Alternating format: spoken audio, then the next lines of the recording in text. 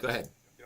I've got my number physically, cut my account number, but how do you guys do that? Because I don't know if I should be broadcasting my account number. No. Yeah, no. That's why I said there is a way for you to mask out your account number so nobody can see it. I forget how to do it. Me personally, I could care less because there's no possible way anyone can get anything from my account because they actually need verbal. It's actually, I think it's in the upper right-hand corner where it says account. There's something you can hit that basically puts like X's and all these. In the upper left-hand corner? Yeah, where your account information is. Corner? There should be a plus sign or like a plus sign something in there. Okay. This thing that says hidden accounts. No. Top left corner. Okay. You open up the account information box. And it says count information. Slide all the way to the right. And you see the little hamburger there? Click on that. And open it down. What do you call it? The drop down window. And it has a lot of stuff. It says you can customize it. Exactly. So customize it so nobody can see your account information. I'm looking for it too. Day trades, blah, blah, blah, forex, blah, blah, blah, account balances, futures account, intraday, blah, blah. Where the hell is it? It's a customized gadget. I just think there's a way to show it. Hold on. Okay.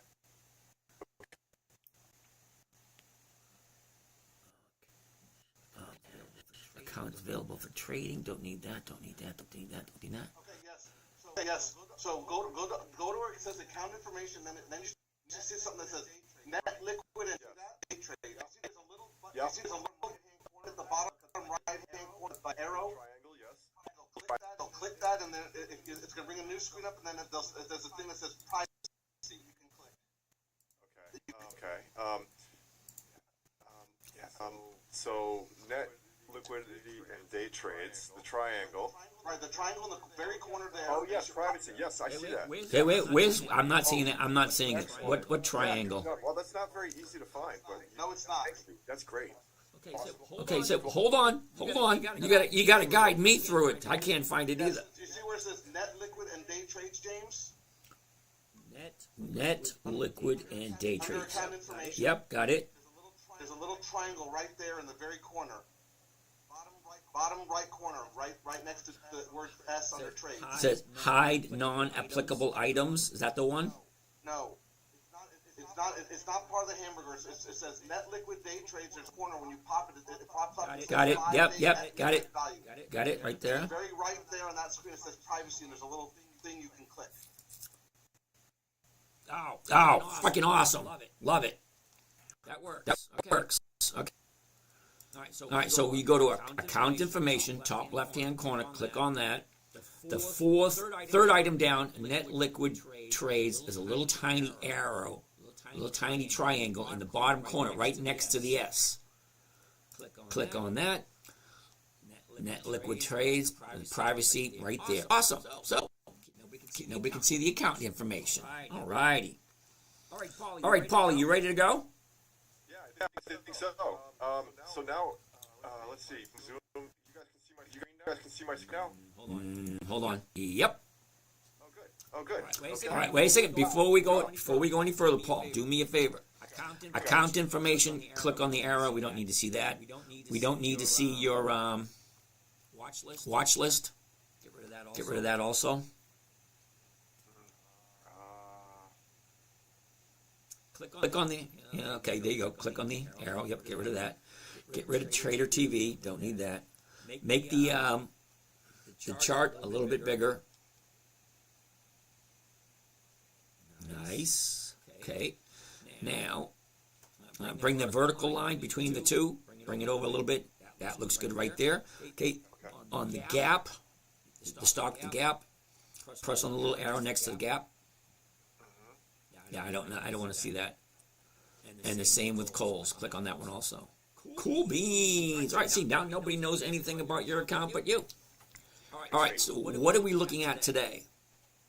Well, I have, I was contacting just in general because as we all know, there's been like a lot of volatility a lot of value. No, really? Yeah. How's everyone doing? Everyone okay? I got 3 margin calls. Oh wow. Oh, no big deal. I mean, just hit a couple of buttons and they disappear. That sounds easy enough. Yeah, I kind of dove right in with this, and so basically, I have 2 covered call trades going on, one with Gap and one with Coles. Yeah, okay. First of all, put Gap in the chart on the left. You have to excuse me while I'm eating my lunch. Have at it. I hope it's something delicious. Yeah, it's a cold cut sandwich. So yeah, I've got two trades going on with the covered calls. I've got the Gap, I've got Coles, and both of them are they're getting close to in the money. Okay. You're getting close to the strike price plus the premium. All right, we're gonna get to that also. On the left-hand side. The underlying on the down is low. It's below what I bought it for. So. Okay. Yeah, we're gonna see all that. Okay. On the chart on the left, Yep. isolate the last 4 weeks. Okay.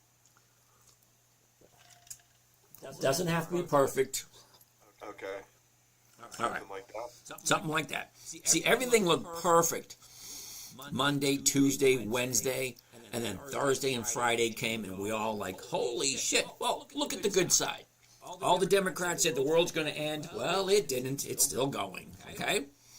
So, depends on how you want to look at it. Now, I don't want to get into politics. That's not what I'm doing. This is going to blow over just like everything else blows over. So let's try not to panic, not to sell anything, and just make sure we're profitable. All right, so right-click on the gap. Bring your cursor to the gap. Right-click on it. Nope, that was left-clicking. Right-click. Come down and hit View Trades. I like this because it's simpler and cleaner. I'm just looking at one thing. All right, so you bought it $21.78. You sold the 1950s for 17 April. Is that right? It's like it. Yep. Okay. 17 April. That's 2 weeks out. I think I was rolling it, and the what is it? The 11th April is the one earlier, and there just wasn't really much there to go to. That's fine. Now go up to the top. See where it says account statement. Click on account statement. Yeah, click on that. Okay. Get rid of that crap. We don't need to see that. Scroll all the way up. Okay. Click on that little arrow. Perfect. Okay. Now we want to take a look at trade history. Okay, before we do trade history, third line down it says enter symbol. Go to the top, all the way to the top, very top. Third line down, third row. Okay, that's still in the second row. That's still in the row. Third row, right there. Third row, right there. All the way, keep going to the right. Right there. Put in the gap, GAP. Okay, hit enter. There you go. So here's all your trades going 30 days back. It tells you when you jumped into the gap right there. That's it. You got 500 shares at $21.78. You sold off the 22s. Okay, you picked up 16 cents. That's not 1%. How the hell did that happen? Well, I think it was my first trade, Okay. and I was like, 0.5%. Okay. Again, I think it was midweek or something like that. Okay. Not a big deal. Okay. So the 31st, you sold a couple of more options, the 21s. You got 27, 27, 29. Okay. All right. And then on the first, you rolled it. You bought the 21, and then you sold the 21.50, and you paid 5 cents a share. Correct? All right. I don't know why you did that. Me personally, I don't like. I'm going to put the mute on because I'm hearing noise in the background. Yeah. All right. So Paul, you can unmute your screen because you and I are chatting.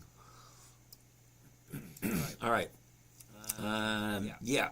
And then you rolled it again on the 3rd, from 21 to 23, and paid another 18 cents. Okay. And then on the 4th, you rolled it yet again, bought the 23s and sold the 19 and a halves and picked up 47. That sound about right? Paul, you got to unmute yourself.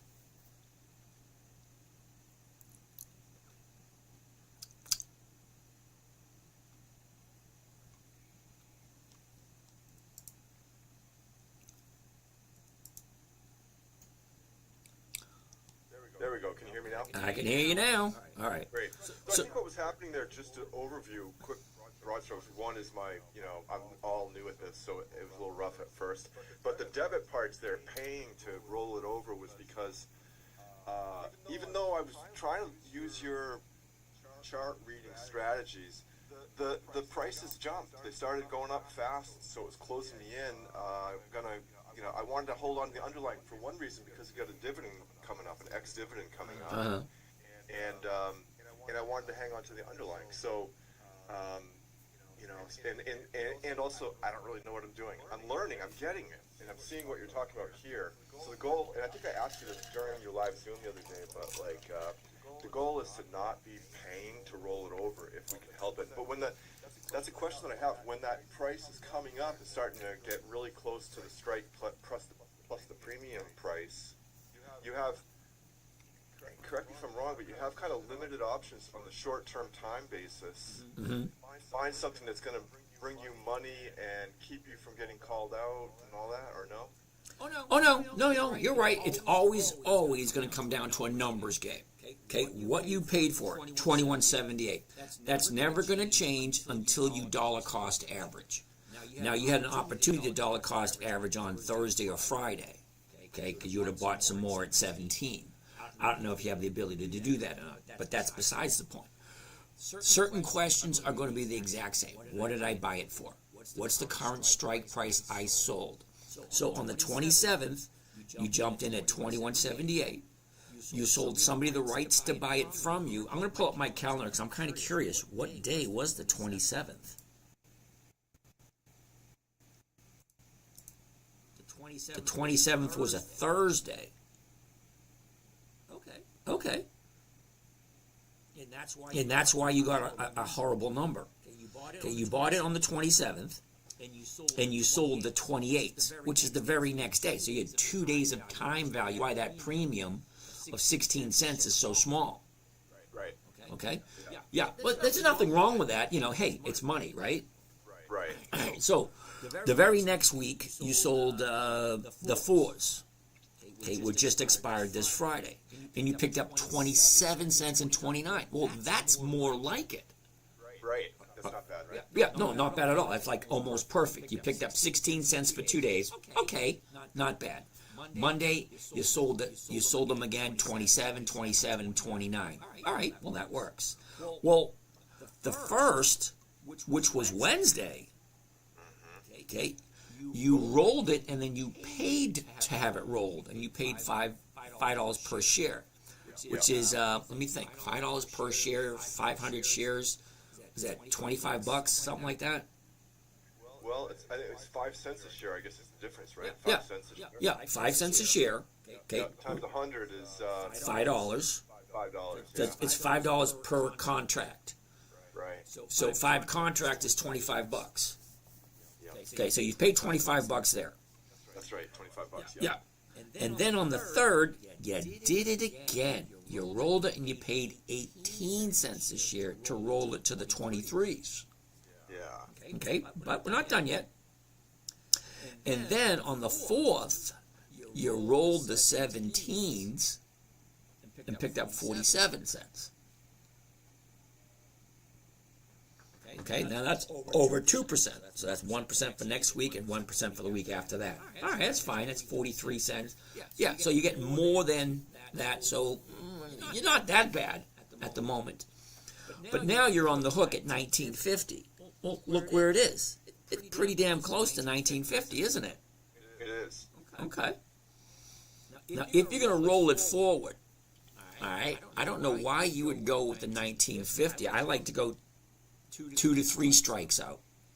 So pull up your trade, the trade button. Yep, right there. Okay, wait a minute.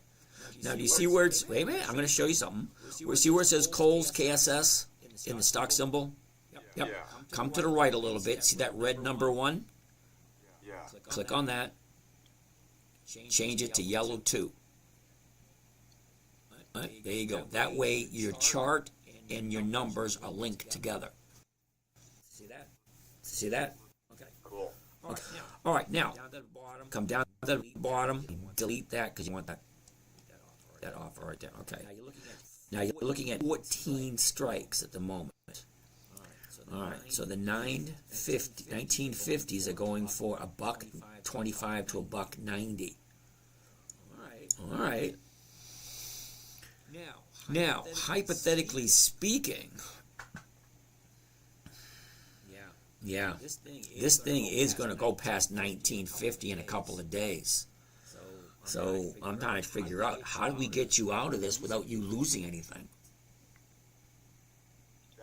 That's the goal here, yeah. Because you know, I'm in it at, I forget exactly, 21.7. Yeah. Okay. So come back up to monitor, top left. On that subject, James, can I ask real quickly? So the strike price is 1950.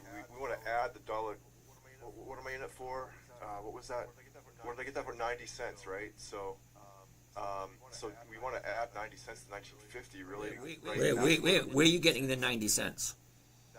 That was the premium that I got into it on. Okay, hold on. Go back to monitor.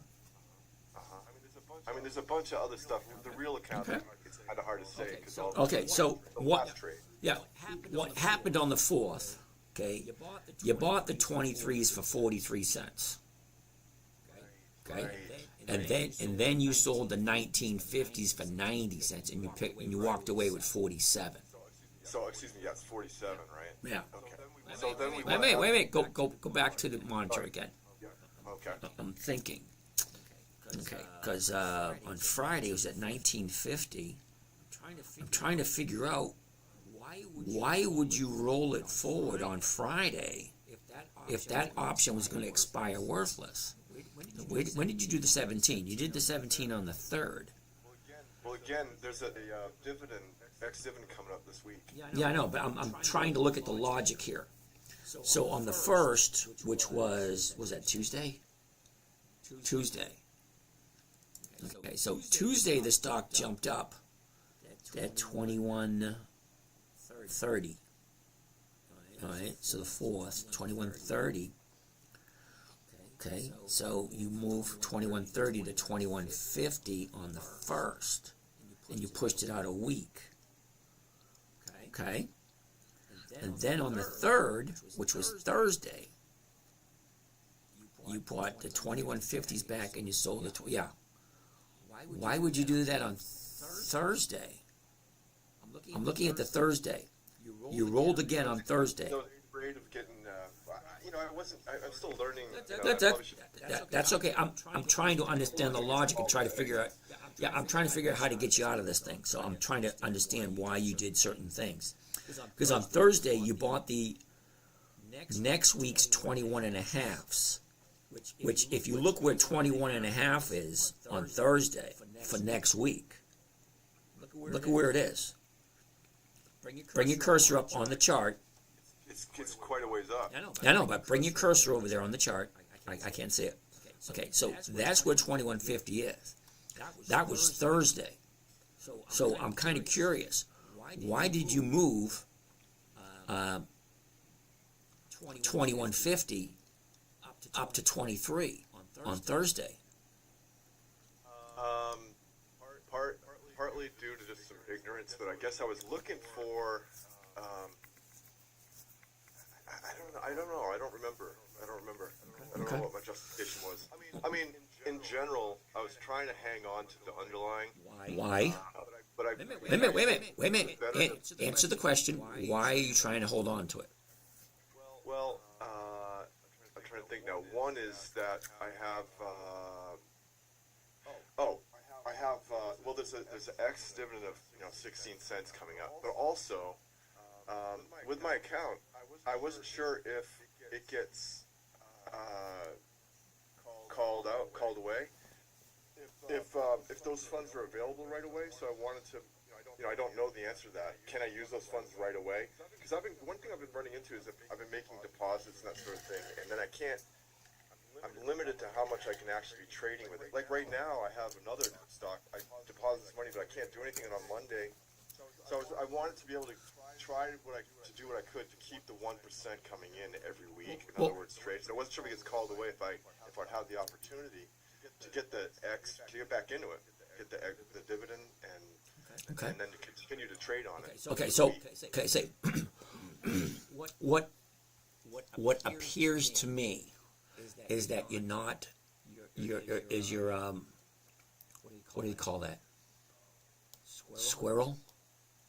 Shiny object syndrome? And you're not paying attention to what's in front of you? If you take a look at what you bought it for, $21.78. Very first day you picked up 16 cents. Okay, great. Next week you pick up 27. So far that's 43 cents you picked up so far. So what's your break even? Your break even is now 21.32, I think, something like that. Because whatever you bring in, you subtract it from your purchase price. And that's your break even. So right now, on the 31st, you brought in 44, about 44 cents per share on average. Do you see that? Which one now? Okay. You take the 27 when you originally bought it, 21.78. Yeah. You brought in 16. The very next week, you brought in another 27 on 200 shares and 29 on 300. So let's call it 28. So 16 and 28 is 44 cents, correct? Yes. Okay. And then the very next week, you lose 5 cents. So now you're down to 39. Right. Okay. And then the very next day, or 2 days later, you lose another 18. Yeah. So now you're down to 11 cents you brought in. Okay. Now you sold this for 47. So now you're up 59. Now 58. Okay. So what's your break even now? 58 and 21, 78. So you're down to 26. So 2026, somewhere in that area. So why you're selling the 1950s is beyond me. And the 23, why you push up to 23? It's not making sense to me. And one of the reasons why I'm live every day with you guys is for you to ask questions. Okay. Well, Now, one thing, if you looking at the chart, I see it. that's a lot of volatility in a short period of time, especially for someone who's just getting on the horse. That is true.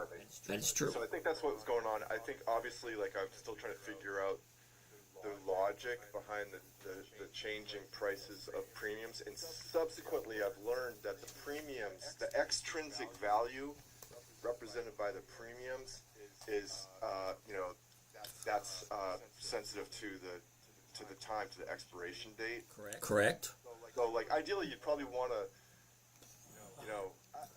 actually, just to step back, looking at that volatility for the week, what would you have done, just sort of in general terms? Would you have... Well, first and foremost, wait a minute. The first two trades you done perfectly. Okay, you jumped in at 21.78. You sold the 22s, picked up 16 for 2 days. Great. Monday, you sold the 21s again. Okay, and you picked up another 27.29. Okay, where it appears you went wrong was it looks like you panicked on the first, and then you wanted to buy back that 21, push it to 21.50. Why? I don't know, but I was trying to stay above the spot price. But why? If it gets called away, you walk away with that money. That's profit. It's not a profit. Now, from what it's going to be more of a challenge to get the profit. I guess I was a little too fixed at keeping it and dividend, and without really thinking about what that adds up to in terms of the the numbers. Yeah. All right. So you're going to be picking up the dividend. Fine. Now, how do we keep it from losing? Well, you got to add up everything you collected, and the dividend. Is all of that collected together going to be over 2178? All right. I So think what we determined, if I remember right, is up to here at that last 18-cent debit, I was at 3 cents and up, right? In terms of the premiums collected. no, it was more than 3. Yeah, That wasn't. let's add them all together. I got my calculator ready. So you got 16. Okay. Plus, we're gonna call it 28 because you did, 2 at 27 and 3 at 29. So we'll call it 28. And then minus 5. And then minus 18.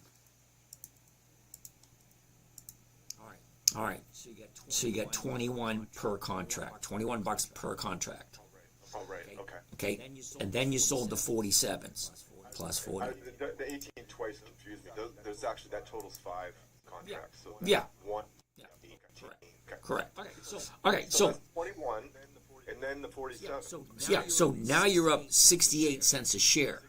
68 cents. 68. So all in all, not too bad, right? No, not too bad. So if we add the 1950 call that you currently have available, all right, then you'd be looking at 21.18. So you'd be losing 60 cents if you get called away. Yes. Currently. That's not that. Right. Okay, but here's the thing. Let's go back to trade. No, I'm sorry, go back to monitor. Okay. Now, where's all your positions? Activity and positions. No, go back up. Activity and positions. There you go. Now, right click on gap. Roll trades. No. Sorry. Create rolling order.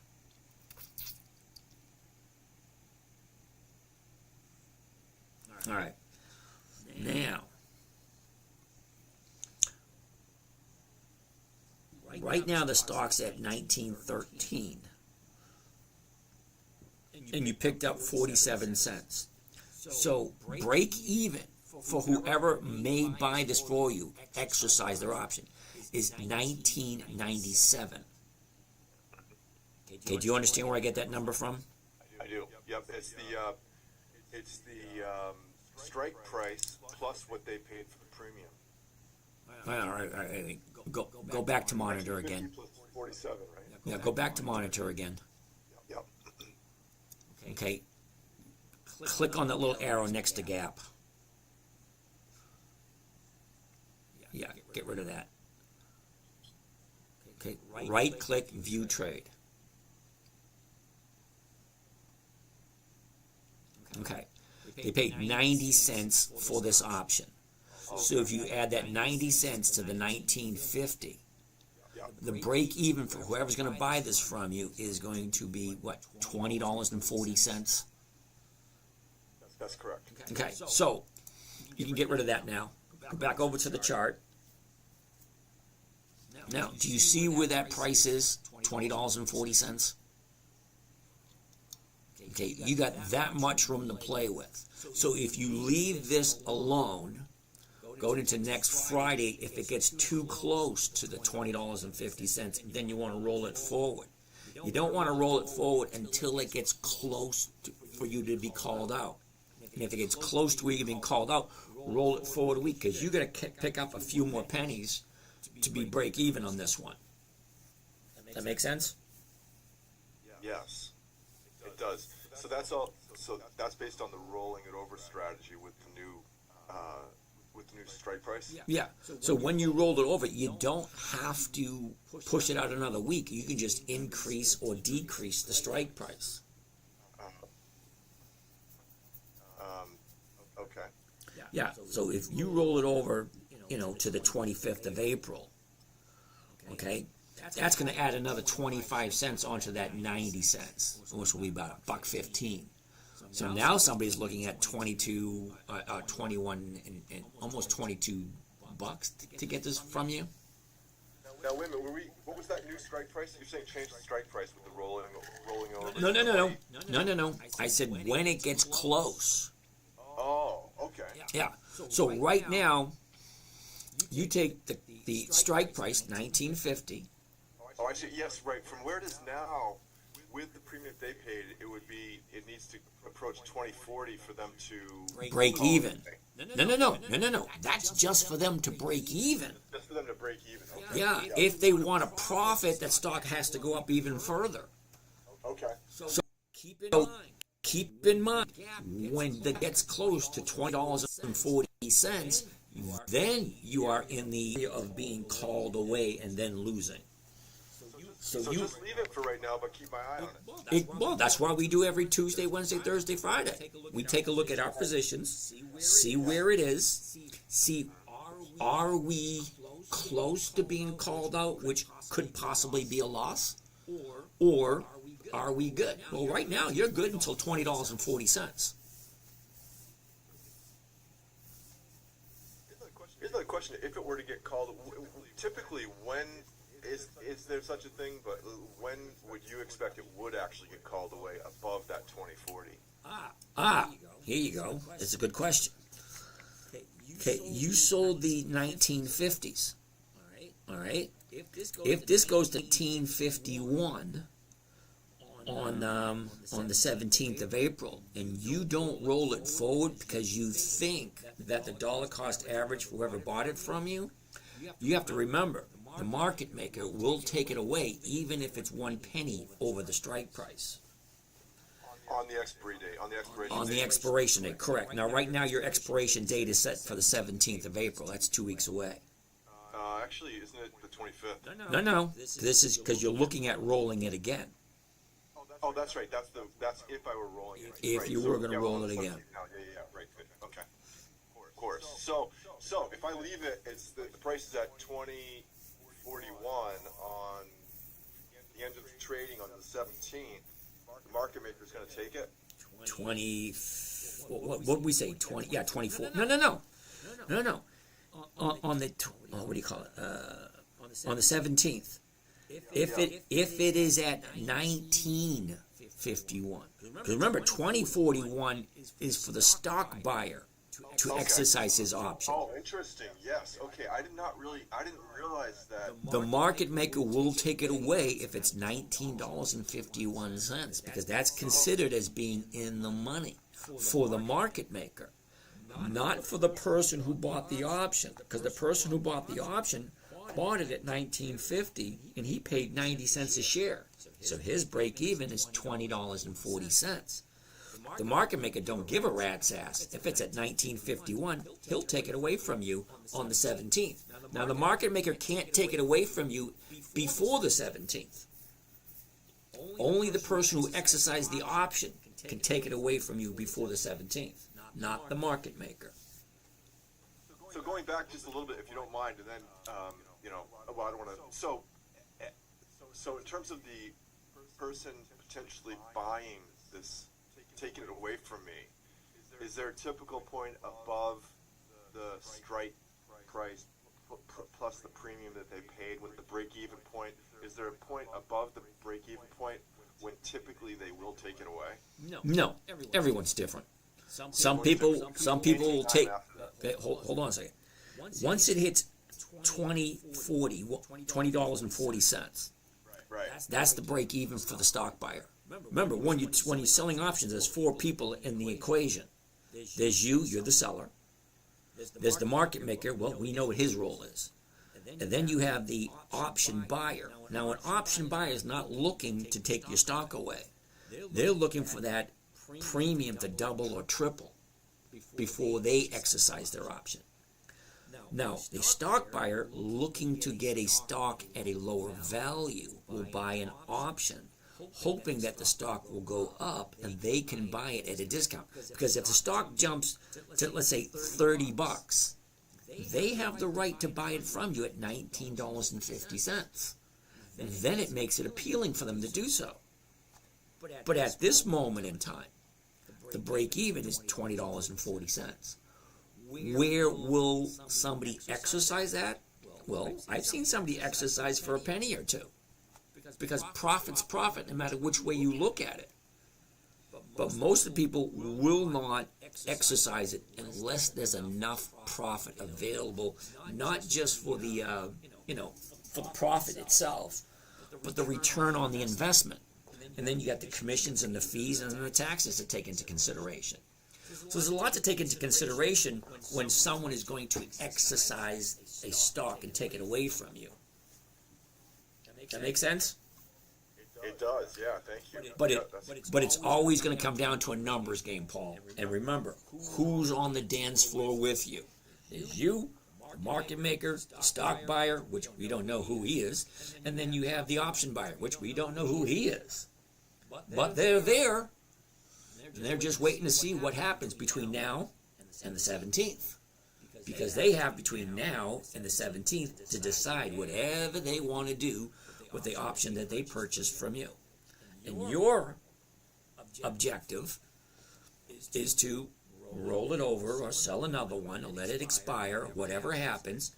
Your objection is to get a return on your money. Sound about right? Yes, yeah, really good. All right, you want to take a look at the other one now? Are we good with the gap? Yeah, I'm good with that. The other one is Kohl's. All right, no, you got to put Kohl's. There we go. All right, get rid of the trade. Oh, you want to go do? I'm sorry, what was Yep, that? get rid of the gap. We don't want to see the gap anymore. Now, right click. No, that was left clicking. Right click. View trade. Okay, wait, before we review trade, isolate the last couple of weeks on the chart to the left. Okay. All right, that's good right there. Yeah. All right, now let's take a look at the trade. Right click. View trade. All right, so you jumped in at 18.15 and you sold the sevens. Why? All right, hold on. Before we do anything, go up to account statement. We're going to do the same thing we did with the gap. We want to look at all the trades you did on Kohl's. So come up to account statement. Put in Kohl's. Enter. Okay, so you got 200 shares at 8.15. You sold off the 850s for 20 cents. That was a nice move. Okay. Thank you. Now, what wasn't a nice move is where you bought the 850s and sold the 950s and you paid 14 cents a share. Yeah, there's a monkey driving this bus. Sure as shit looks like it. You know what they say, if it looks like a duck and quacks like a duck. Yeah. Now remember, wait a second, before I go. It's not over yet, though. I know. Before we go on, remember, anytime you rolling anything, you always have a choice. Do I want to dish out money, or do I want to wait a little longer? So some people want to dish out the money, get it done and over with quicker. Me, personally, I don't want to dish out any money at all. I will push it out a week or two or three or four to avoid that debit. All right, so you picked up 20 cents on the week of the first, and then 2 days later. Wait a minute, was that? Hold on, I'm gonna check my calendar.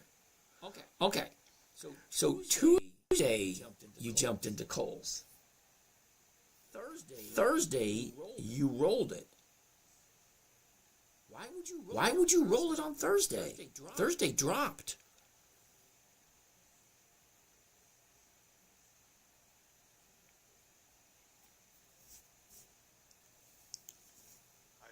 I think that. What day was Thursday? What day of the week was that? Thursday. I like it. That's funny. What day was week was Thursday? No, but did you hear what you just said to Paul? I did. What day of the week was Thursday? I meant, what was the date on that? It was the third. It's ridiculous. So, I don't know. I'm trying to remember what the. Okay, all right. The way it looks is you jumped in on Tuesday. which I don't know why you jumped on. Okay, I see why you jumped on Tuesday, because Tuesday was the second day to the upside. Okay. Now I like 3 days to the upside before I jumped in. So you jumped in prematurely, in my humble opinion. You know, not wrong, not right. It is what it is. Right. All right. That was a little premature, but anyway, you got a nice premium on Tuesday. Okay, you didn't do anything on Wednesday. Stock went up. Thursday, the stock gaps down, and then you paid to have the option move from 8 after it gap. See, that one you really have to explain. I think the gap is overnight. I think I put the trade in the evening before when it was, because if you look here, that was 8:59, right? Close on the second. On Tuesday, on Wednesday, And I've got a strike price of 8.50. 8.50. Correct. So I'm above the strike price right there. No, you're not. No. Because 8.50 and you got 20 cents. So break even with 8.70. Okay, but still, I'm new to this. I'm like, that still feels pretty close to me. Okay. So I think I implemented the trade that evening after close. Okay. Then the night it down, and then it just went shooting in the other direction. Yep, I see that. I didn't actually enter the trade myself physically on, what is that, Wednesday or whatever? Yeah, I'm looking at the number 6:38:27. That's 6:30 in the morning. That's way before hours. So okay, so I did it in the morning, and maybe I don't know if the chart was showing this yet. I think I was, or I don't know. I don't know if I can justify this. I'm trying to find the logic here. I don't honestly. Okay, so for the fun of it, other things hold- trying to learn all right, too, so hold on. My brain's with spaghetti right now. okay, hold on for a second. Now, you see where it says trade history? Right above it, it says order history. Click on order history. I want to see what the 3 looks like. All right, let's get rid of the chart on the left-hand side by clicking that arrow, smack dab in the middle. Come down, right there, yep, that one. All right, so 4-3, vertical, 13.19. 13.19. What the hell is 13.19? That's 1:20 in the afternoon. Do you see what I'm looking at? Order history. So, Wait a minute. here's Order the history idea, though. on the 3rd, right? Do you see the time? You put the order in at 13:19:36, which is 20 past 1 o'clock in the afternoon. That's when you put that order in. Okay. So it wasn't after close. No, it wasn't. So But maybe does it say when it got filled? no. Wait a second. Follow it over to the right. So you were trying to take that 950 and you were trying to roll it into a 7, which makes sense. Oh, it does? Well, Okay. yeah, because the stock dropped Right. and it got canceled. See it? Yeah. See, that one made sense. So then you turned and you did a market order. Do you see that one? The very next one up, followed all the way to the right. You change it from a limit order at 18-cent credit, and you change it to a market order, and it filled it. You see that? Okay. And you did that one at 7 o'clock at night, the very next day. No, 7 o'clock in the morning, the very next day. Yeah. Come all the way to the left.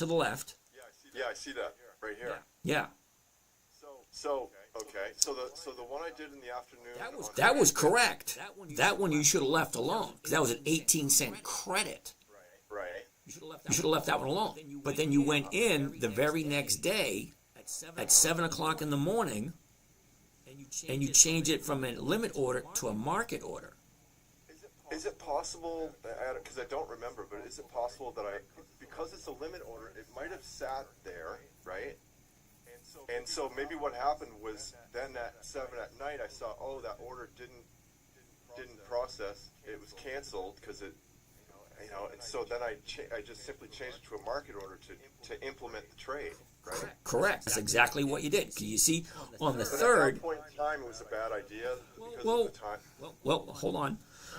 On the 3rd, Okay, you put the trade on at 1:20 in the afternoon, and you did a limit order, and it never got filled. Right, exactly. Okay, so the very next day at 7 o'clock in the morning, you changed that exact order from a limit order to a market order, and then the market maker fucking screwed you. So it was a good move the day before in the afternoon on the 3rd because the price was going down, right? Correct. Why? I'm a little bit slow with this right No, now. don't worry Why about was that. Not a good move. It's the same move. Why is that not a good move the next morning? Because okay, remember when you own something and you sell a covered call against something you already own? You always want a limit order because you're telling the market maker, this is what I want. Now, the very next day, you went and changed it and said, fuck, give it to me, whatever you want. And he did. He gave it to you for what he wanted to. And he charged you 18 cents a share. So instead of a credit, you got a debit. But wasn't that? Oh, I see. It was a debit. Where is that showing up as a debit? No. Okay, come down. Where it says 4-3 to the filled orders. See where it says debit? Looking at filled orders. Am I in the right place right here? Yeah. Okay. Yeah. Okay, that's 4-3. Yeah. But interesting. That says 4-3, but up top it says 4-4 when it was filled. Uh-huh.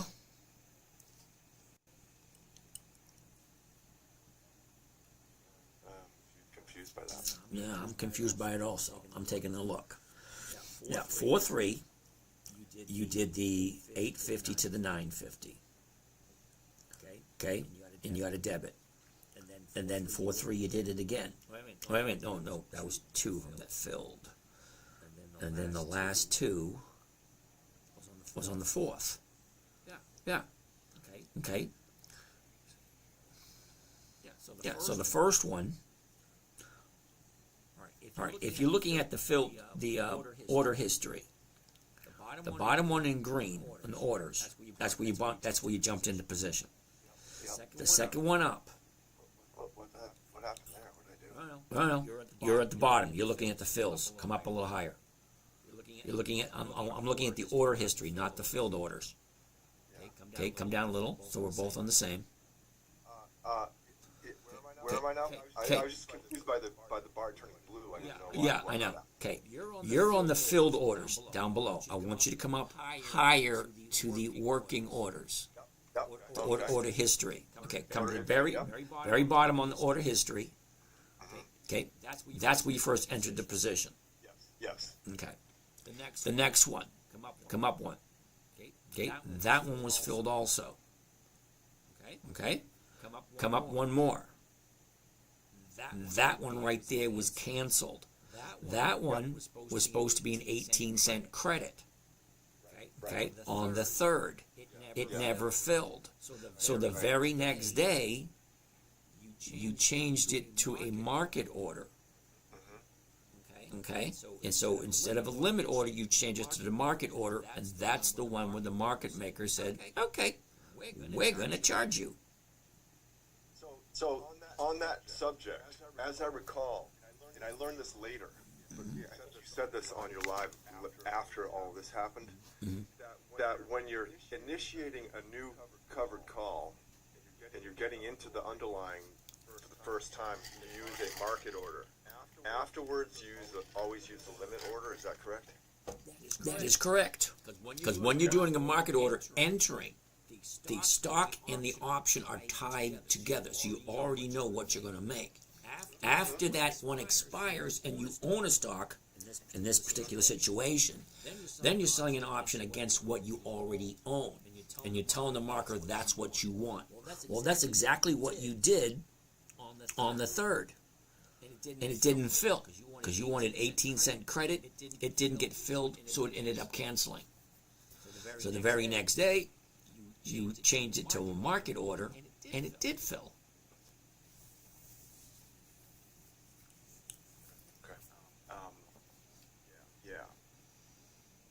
All right. So anyway, that general rule, it's good to know. You want to use a limit order when you're already in it. correct. All right. So we don't need to see order history anymore. So you can get rid of that. Okay. All right. So to save yourself on this one, basically it's the same thing. You just all right, open up the chart again too, so you can see it. Okay. So eventually, well, where is our activity and positions? Okay. And then open up coal so we can see it. Perfect. Okay, so right now, you got the $7 option for someone to buy it from you. It's $7 between now and the 17th of April. Okay, so the break even is going to be $7.33. Do you see that? Yep. All right, so you got 2 weeks to get there.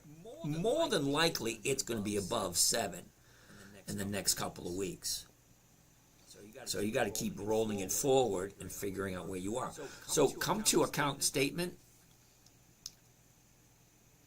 Okay, come down to profit and losses. Oh boy. Okay, now just isolate Kohl's. Where's Kohl's?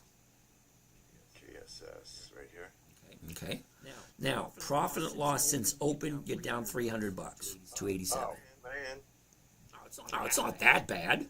No, it isn't. But You still own it. So as long as you own it and refuse to sell it for less, roll it forward every single week until that number, profit and loss, open. That's from when you first bought it. So that slowly decreases and then becomes a positive. great. Yeah, so just roll it forward. Ask the question every week, Paul. If you have to ask me the exact same question every week, I'm going to give you the same answer. Let's say the numbers. Let's make sure you don't lose. So you got 2 choices. Do you take a small loss, release that money, and then use it again somewhere else? Or do you just keep pushing it forward and have 0 losses and just take your time getting it back to where you want it to be? Yeah. Okay, so for the fun of it, this is what Kohl's look like now. So you can roll it from the 17th to the 25th and pick up 20 cents, which is, by the way, more than 1% what you paid for it.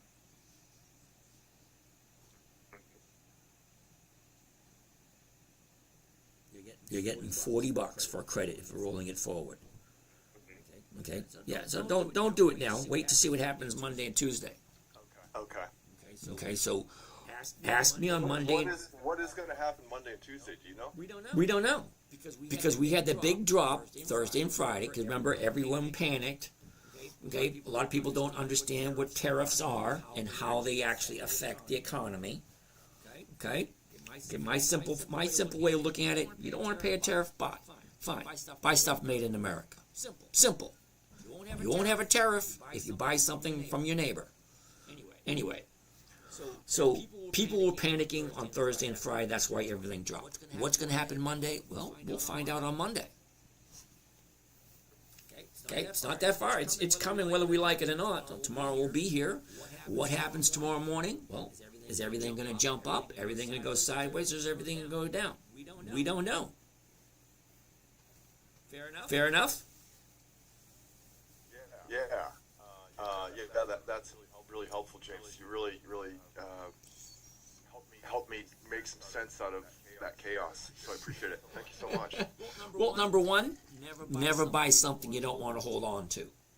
Number 2, never sell at a loss. It defeats the purpose of the whole game. Alrighty? Thank you, James. Yeah. You're welcome. So we got 10 other people here. Does anybody else want to say anything or talk about anything? Good morning, James. Steve, how are you today? I'm well. How about yourself? Hey, I'm above ground. Everything's working. That's a good thing. I have a thought that I'm just throwing out there just as an idea. See what your opinion is. Okay, wait a minute, Steve. Do I need to have my chart open or my stock thingy open, or are you okay? Not really, because it's more of a general question. Oh, I like general questions. Go ahead. So you have the SPY ETF, obviously, and I know you're not a huge fan of ETFs, but it is a dividend payer, even though it's not. All right, hold on. Let me pull something up. Okay. Pull up. All right. Oh shit, I'm disconnected.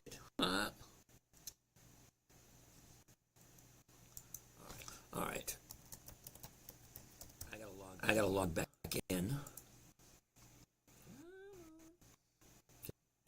All right, so apparently, Thinkorswim is under maintenance at the moment.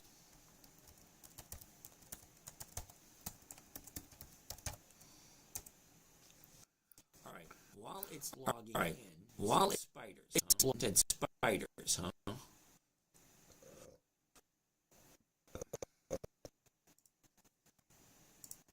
And are we sharing? I don't know. Are we sharing? And are we sharing?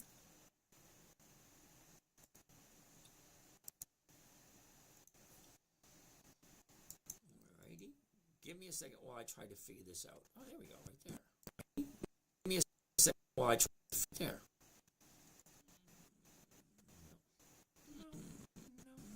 No, I have nothing to share at the moment.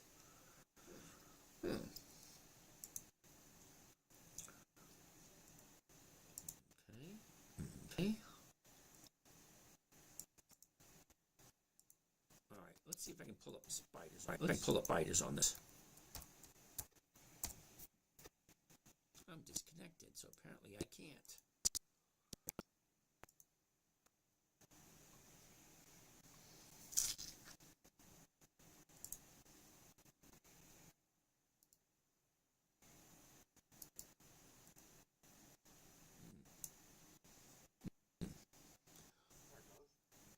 Yeah, it's trying. All right. So what's the question while we're waiting for this thing to open up? While we're waiting for this to open up. So I know it's not one of the ones that you, but it is obviously it does pay us. Actually, this thing has dailies. Dailies even correct. With the market down as much as it is, we're at 505. Unit 505 is a good purchase. Looking at the puts coming up, and the 490 coming up puts are paying 1. And the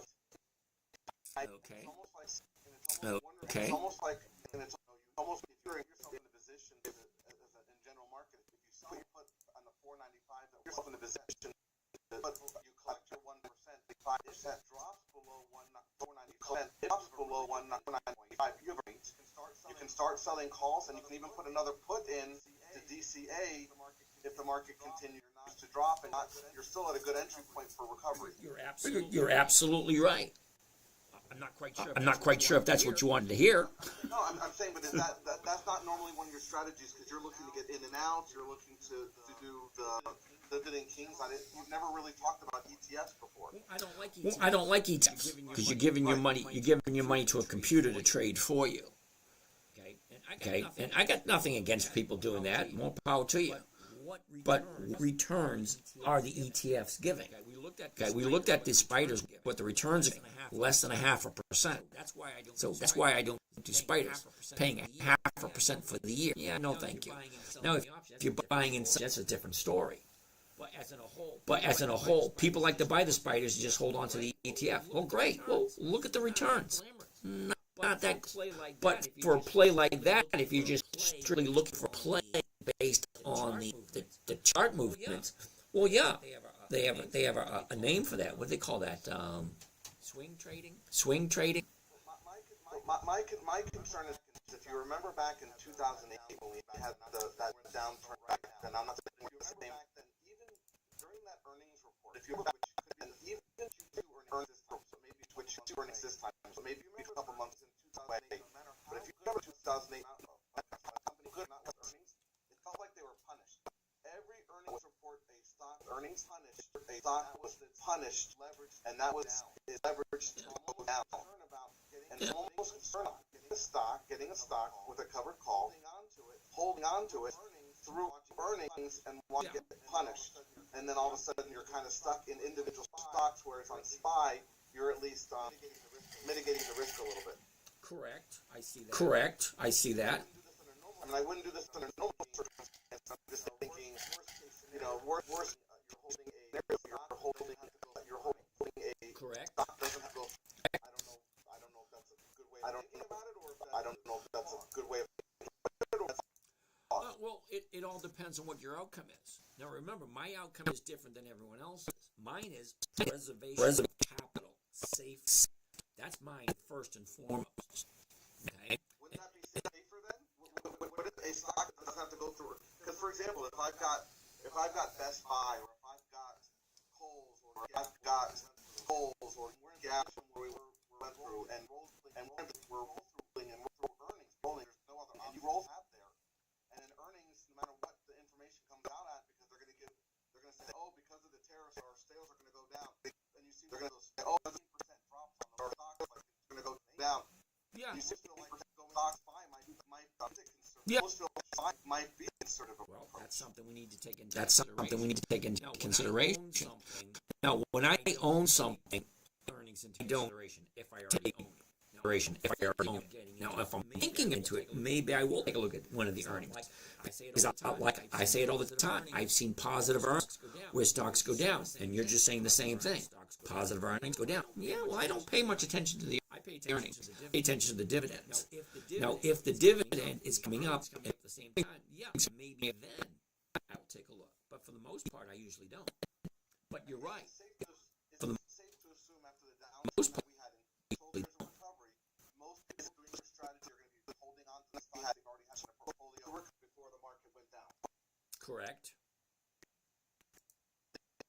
I'm just thinking of the best way to that's all.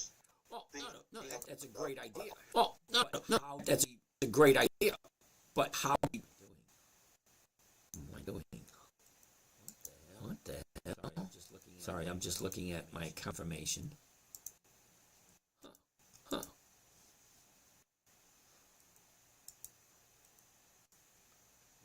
That's weird. Because one of your litmus tests was always is it something I don't mind holding long term. Holding a S&P index is not a bad ETF index long term if you have to. That's true. True. I mean, you don't want to hold it for a whole year like we've talked about. The results on it are horrible. But if I can continue to trade weeklies, I know they have dailies, but weeklies with it, I can still generate income even with the SPY if I have to hold that long term. Okay. I'm kind of what we're trying to figure out.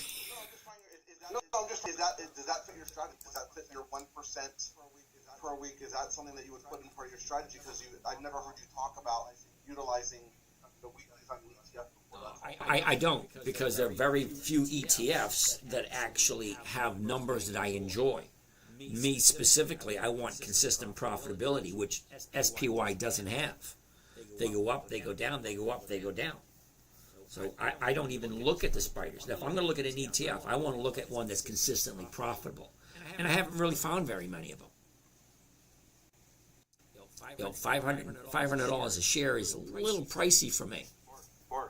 Okay, so yeah, I wouldn't. Me personally, I wouldn't do it because I like safety over and above anything else. Okay, I just wanted to run it by you since we were here talking. No, because it works. You know what you're saying? Yeah, it makes sense and it works. But I wouldn't do it because I'm looking for safety over and above everything else. Now I could go back to work if I wanted to, but I'm kind of enjoying sleeping till I'm done. Kind of enjoying, watching movies in the middle of the day, doing nothing.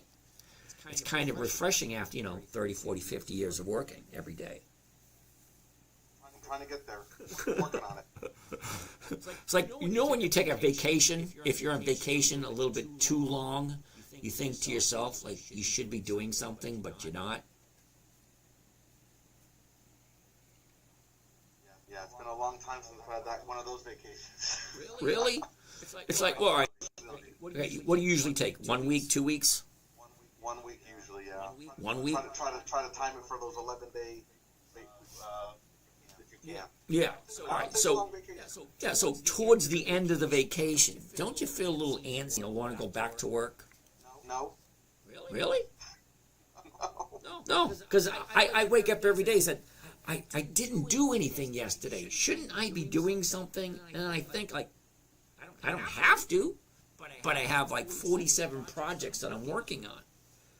But you're thinking about doing stuff for yourself. You're talking about when you're on vacation, coming back to work. The coming back to work means doing something. It means making somebody else money so you can make money.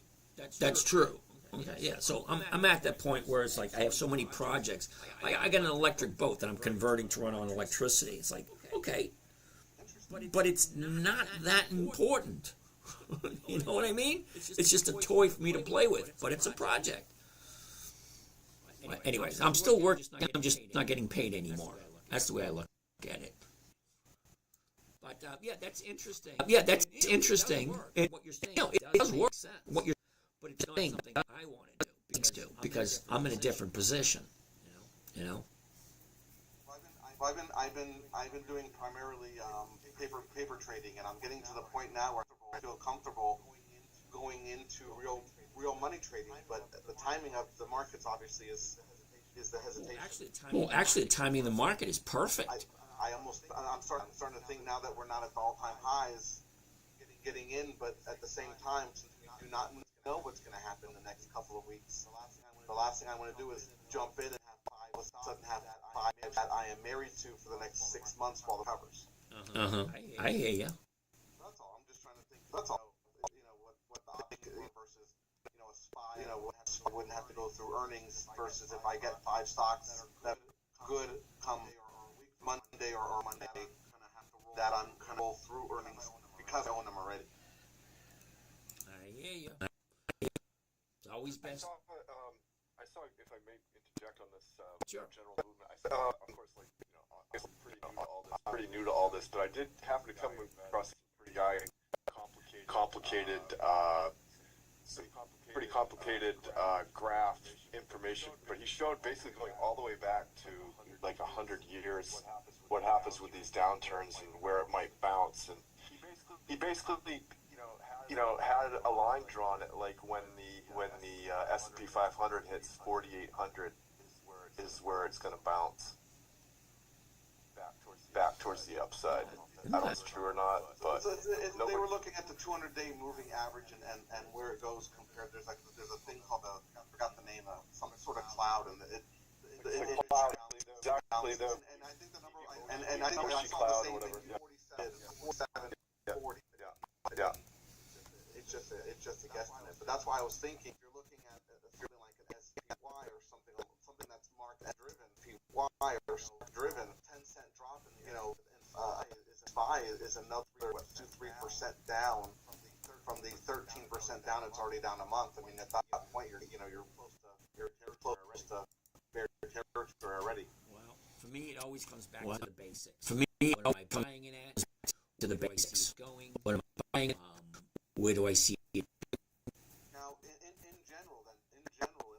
in general, in a market that is going through this, forget I. When you look at the wheel strategy more. Okay, say that again. The way it's again. Obviously going down. The way you behave, obviously you selling puts now more than you normally do and going the wheel strategy, or you stick 100% with covered calls? I know you say depending on the money, but does that change your strategy at all with the down going with? Even with the cash secured puts, I'm still looking for it to hit the bottom, turn around to go back up again. Because I don't want to sell put if the stock is still dropping any sense, because you don't know how far down it's going to go. If it continues to drop, well, I'm buying a stock. Forced to buy a stock when you sell a put. Forced as it's continuing dropping. Sell a put. I want to make sure as it buy anything that it stops dropping before I dropping after 2 days to the upside. Well, I could be wrong, but I'd have to change my way of thinking. I'd have to change my to 3 days to the upside. Well, I'm missing. What 3 days to the up? I'm missing. It's always going to be a balance of what. It's always going to be a balance. Are you think? Okay, are you okay with jumping in at this point? Okay, always at some point. You have investors saying, wait a second, that's a deal. And then you jump into it. That's just the way it goes. That's just the way it goes. You roll calls week to week. This is my experience because I've not been doing it. Obviously, as long as you have. Obviously, you don't want to catch. With the market going down, obviously, you don't want to catch. But you did a put. The market is going down, and you do put a put out of the money, and it does go down. My guess is put is going to generate another 1 to 2% again, because people are always in a panic in a panic mode where selling another, buying your put back and selling the next weekly put, you could probably do this 1 to 2% strategy, covered calls, because you could do it on covered. I'm assuming covered calls don't generate a